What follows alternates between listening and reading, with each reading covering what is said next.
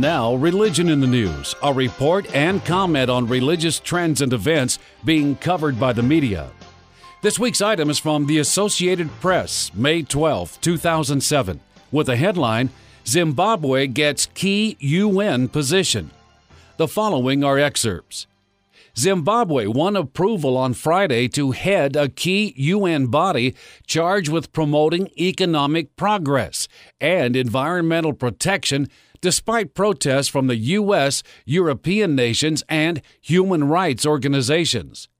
President Robert Mugabe, an 83-year-old who has ruled Zimbabwe since it gained independence from Britain in 1980, has been criticized by the West and domestic opponents for repression, corruption, acute food shortages, and gross economic mismanagement that has driven inflation above 2,000%, the highest in the world. Mugabe has acknowledged that police used violent methods against opposition supporters. We're very disappointed in the election of Zimbabwe as chair, said the U.S. representative to the commission, Dan Reifsnyder. We really think it calls into question the credibility of this organization to have a representative from a country that has decimated its agriculture, that used to be the breadbasket of Africa and can't now feed itself. Mugabe's government disrupted the agriculture-based economy in 2000 with violent seizures of white-owned commercial farms, part of a program to redistribute land to poor blacks. On Friday, the Pan-African Parliament, a body of the African Union, voted to send a mission to Zimbabwe to investigate alleged human rights abuses relating to the arrest and detention, assault, and murder of political activists and members of the media. You know, Dave, I wish the UN had principles for common sense. What are these people doing? Pick the worst case scenario, the worst individual. But Dave, wait a minute. Maybe we want to build his self-esteem. I mean, obviously, if they're as low as this article indicates, there's room for improvement. He's going to improve the most. This is insane. Tom, it's not just this. It's all through the UN. The UN has a Human Rights Commission. They have a declaration, Universal Declaration of Human Rights. Mm-hmm. And if you wanted to read, for example, I think it's Article 18 or Paragraph 18. It's a long time since I looked at it. And it guarantees all the members of the UN, 191 now, I think, something like that, they guarantee freedom of press, freedom of speech, freedom of religion, freedom of conscience, you know. Who signs it? Saudi Arabia. I mean, they all signed it. Now, they didn't all sign every one, but they all signed it. At that time, it was the Soviet Union who signed this. It means nothing, Tom. Truth means nothing to the UN. Mm-hmm. They make these statements, and what's the point? So now we got this another, it's a key UN body charged with promoting economic progress and so forth. The worst example, as you said, we were over there a few years ago.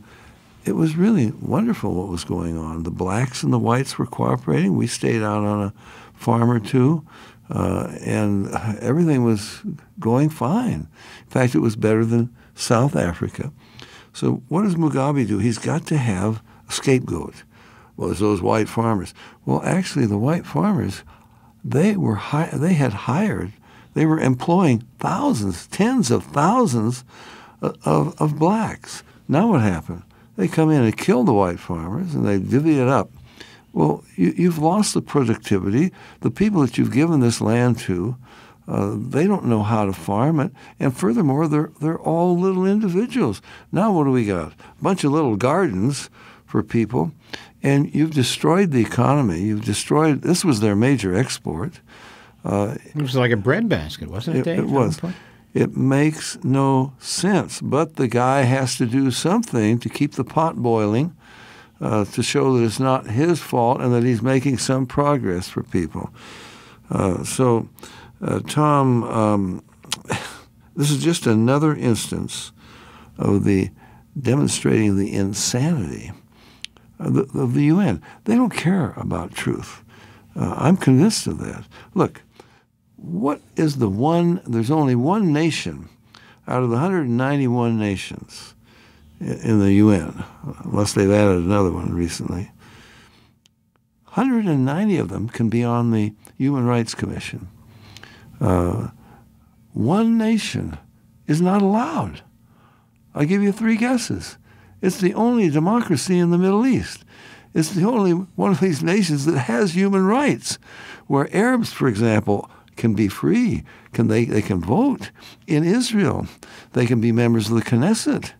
Now, you mentioned Sudan earlier, I think. Sudan was just voted in for its 3rd consecutive term on the Human Rights Commission, and they've killed about 2 million blacks in South Sudan.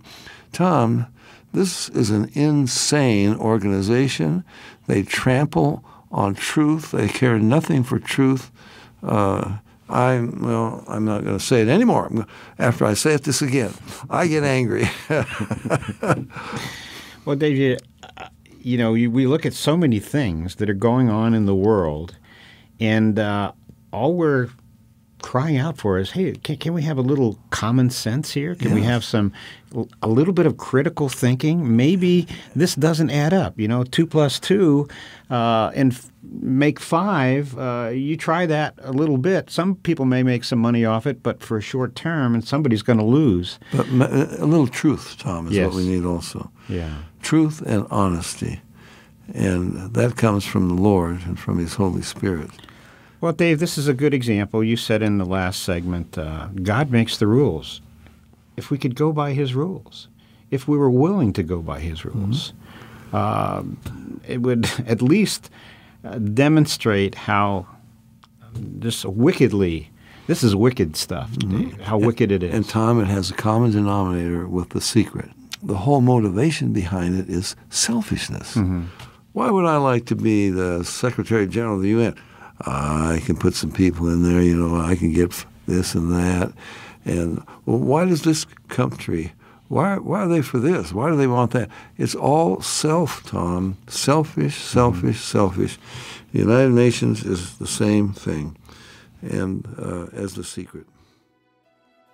For more information about the Berean call us toll-free at our order number or visit our website